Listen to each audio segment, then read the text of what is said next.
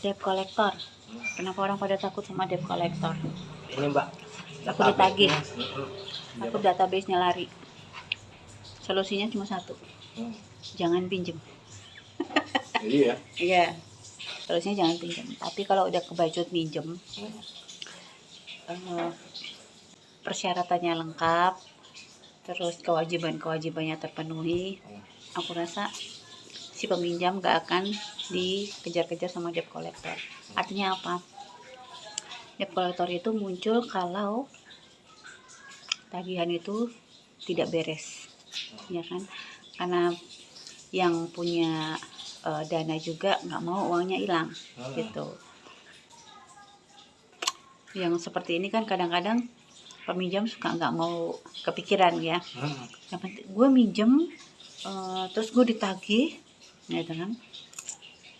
Takut karena belum ada dananya misalnya, atau dananya kepake dulu buat yang lain, sampai akhirnya turun lah itu deadline, ya kan? Deadline-nya turun, tanggalnya telat 1-2 hari, 3 hari, seminggu baru tuh. Telat sehari aja debt collector udah turun, ya kan? Tapi masih sopan. Begitu udah telat nih berhari-hari, baru serangan-serangan. Nah, kan serangan-serangannya itu muncul ya karena itu peminjam tidak memenuhi kewajibannya untuk mengembalikan dalam waktu yang sudah ditentukan sesuai dengan perjanjian yang sudah disepakati berdua, gitu kan? Kan sebelum minjem itu ada data-data yang harus diisi, terus ada perjanjian yang harus ditandatangani, ya kan?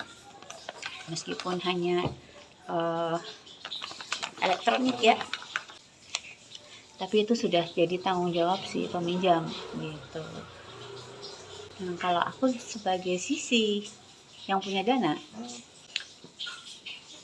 aku sebagai sisi pemilik aplikasinya, wajib mengingatkan ini loh, gitu. Nah, yang minjem juga wajib mengembalikan dengan cara mencicil sesuai kesepakatan yang sudah ditandatangani. Oke, sekarang kenapa tiba-tiba orang-orang pada takut sama debt collector? Karena satu itu tadi, tidak memenuhi kewajibannya sebagai peminjam, ya. Artinya di sini tidak memenuhi, sudah telat.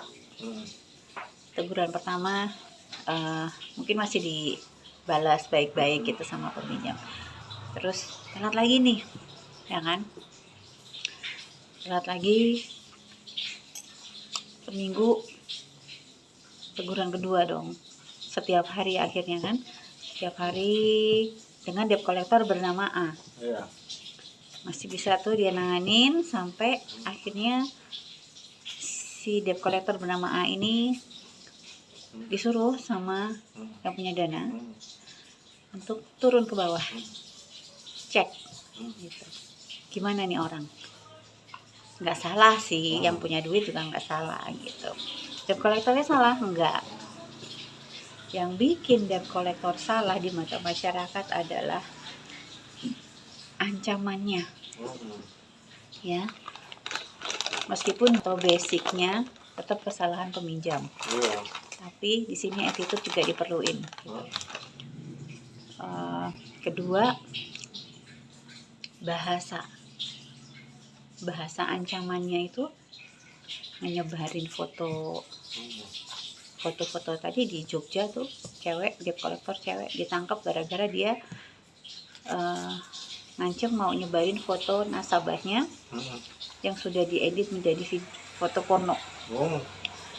Tuh, terus ada yang ngancem mau nyebarin data ke semua ya, terus ada yang ngancem data yang ada di situ mau dihubungi semua, gitu kan?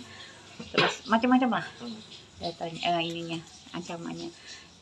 Ini yang bikin debt collector itu menjadi satu momok yang ditakuti sama peminjam, sama nasabah.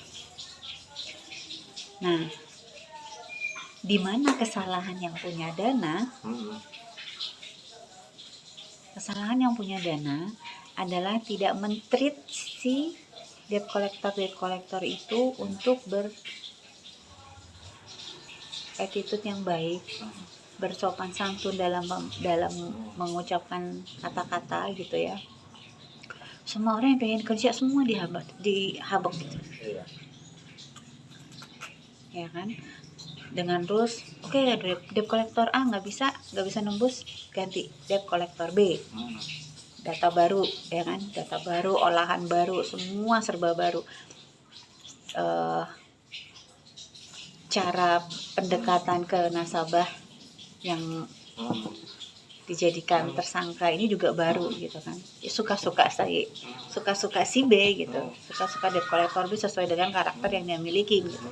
Itu begitu terus sampai nanti ke C, ke D, ke E, sampai ke Z, dikejar terus-terusan gitu.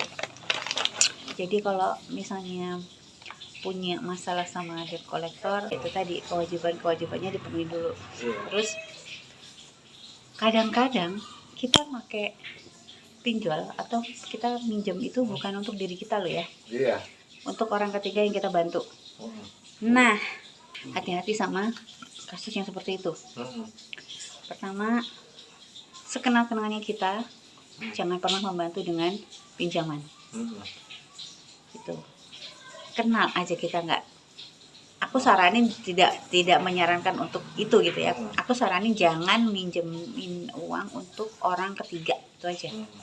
Mau kenal mau enggak kayak EGP. Kalau memang dia butuh uang dia bisa pinjam sendiri. Ini banyak nih pelajaran nih buat semua nih ya. Oh kasihan sama saudara, oh kasihan sama tetangga, gue pinjemin dulu deh pakai nama gue gitu kan.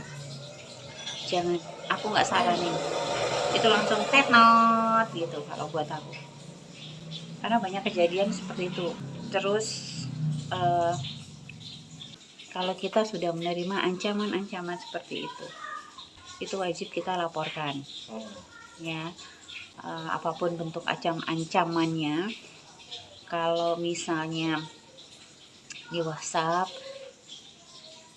dikirim ke email kita supaya ada bukti ya, supaya ada bukti kalau kita itu diancam. Kalau di telepon direkam.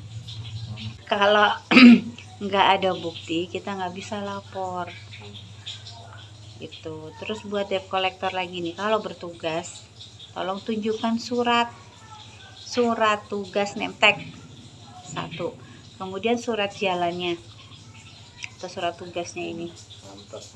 Yang ketiga, buktinya. Jangan cuman asal datang ke rumah, gedor-gedor pintu, terus teriak-teriak di depan ya. Sering nemuin juga gitu kan, orang pintu rumahnya digedor-gedor terus diteriakin, kenal nggak sama yang namanya ini? Hai, kalian datang ke rumah orang, punya sopan santun. Jika debt collector dengan berkelakuan yang tidak baik dan mengancam, yang punya rumah berhak mengusir atau bahkan berteriak kepada debt collector tersebut, yang pasti berhak mengusir gitu. Berkewajiban melaporkan kejadian itu ke yang berwajib. Tapi kalau bisa fotoin orangnya supaya ada buktinya. Sekali lagi, bukti diperlukan. Jadi yang harus punya bukti nggak cuma debt collector yang datang dengan yang kasar, yang kayak gitu-gitu, tapi sebagai nasabah juga harus punya bukti gitu. Cukup? Oke.